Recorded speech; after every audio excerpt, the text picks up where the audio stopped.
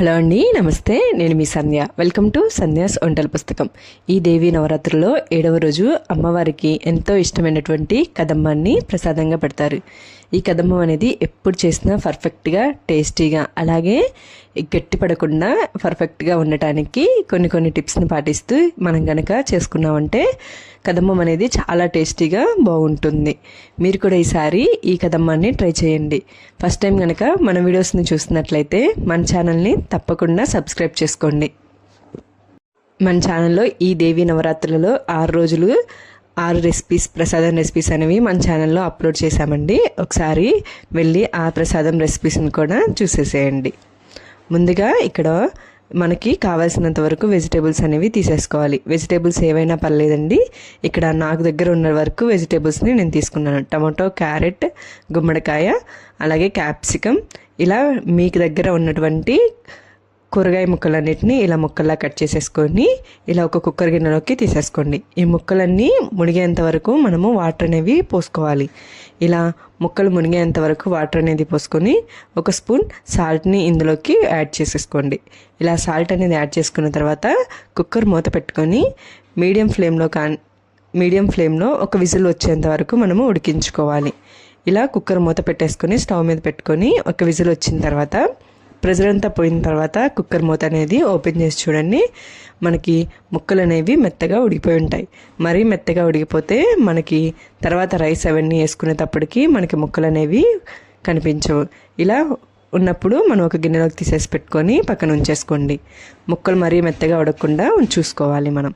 ఇప్పుడు అదే కుక్కర్లోకి ఇక్కడ చూపిస్తున్న విధంగా 1 కప్ వరకు బియ్యాన్ని తీసుకోండి. అదే కప్పుకి కొంచెం తక్కువ కందిపప్పును అనేవి యాడ్ చేసుకోండి. ఇలా యాడ్ చేసుకున్న తర్వాత వాటర్ అనేవి పోసుకొని 2 సార్లు బాగా శుభ్రంగా కడుక్కోవాలి.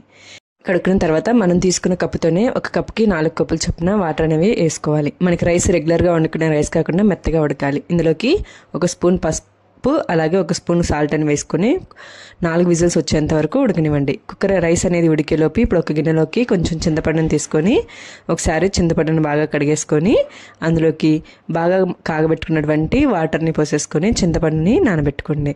ఈ చింతపండు అనేది పక్కన పెట్టేసుకొని నాననివ్వండి. ఈలోపు మనకి రైస్ అనేది ఉడికిపోయి ఉంటుంది. ఇలా కుక్కర్ని తీసేసుకొని ప్రెజర్ అంతా పోయిన తర్వాత కుక్కర్ మూత అనేది ఓపెన్ చేయాలి.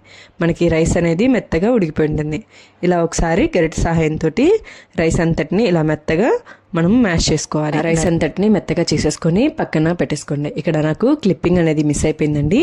స్టవ్ మీద ఏదైనా ఒక గిన్నె పెట్టేసుకొని అందులోకి 2 స్పూన్ల వరకు నూనె అలాగే నెయ్యిని వేసుకొని 1 టేబుల్ స్పూన్ జీలకర్ర అలాగే 4 రెబ్బల కరివేపాకుని ఇందులోకి యాడ్ చేసేసుకోండి. ఇవన్నీ కొంచెం వేగిన తర్వాత మనం ముందుగా ఉడికించి పెట్టుకున్నటువంటి కూరగాయ ముక్కల్ని ఇందులోకి యాడ్ చేసుకోండి.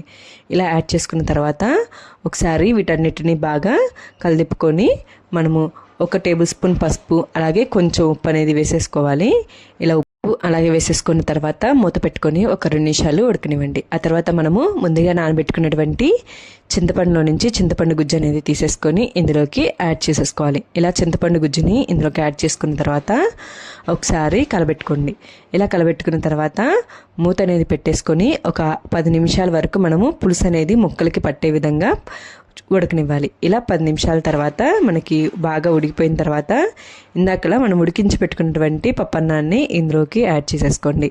ఇలా అన్నాన్ని యాడ్ చేసుకున్న తర్వాత ఒకసారి అంతా బాగా కలిసిపోయే విధంగా కలబెట్టుకోవాలి.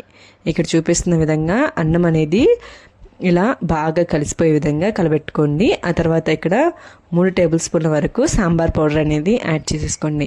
ఇలా సాంబార్ పౌడర్ని యాడ్ చేసుకున్న తర్వాత ఒకసారి అంతా కలిసే విధంగా కలబెట్టేసుకొని మూత పెట్టుకొని 5 నిమిషాలు ఉడకనివ్వండి. మనకి సాంబార్ పౌడర్ అంతా రైస్కి బాగా పట్టేసి మంచి స్మెల్ అనేది వస్తూ ఉంటుంది.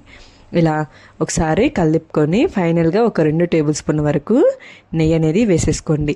ఇలా నెయ్యిని వేసుకున్న తర్వాత సన్నగా కట్ చేసుకున్నటువంటి కొత్తిమీరని కూడా యాడ్ చేసేసుకొని ఒకసారి అంతటిని బాగా కలిసే విధంగా కలబెట్టుకోవాలి. ఇలా కలబెట్టుకొని స్టవ్ అనేది ఆపేసుకొని వేడివేడిగా కమ్మటి కదమ్మం అనేది రెడీ అయిపోయింది. ఇలా చేసుకున్న కదమ్మాన్ని అమ్మవారికి నైవేద్యంగా పెట్టుకోవచ్చు.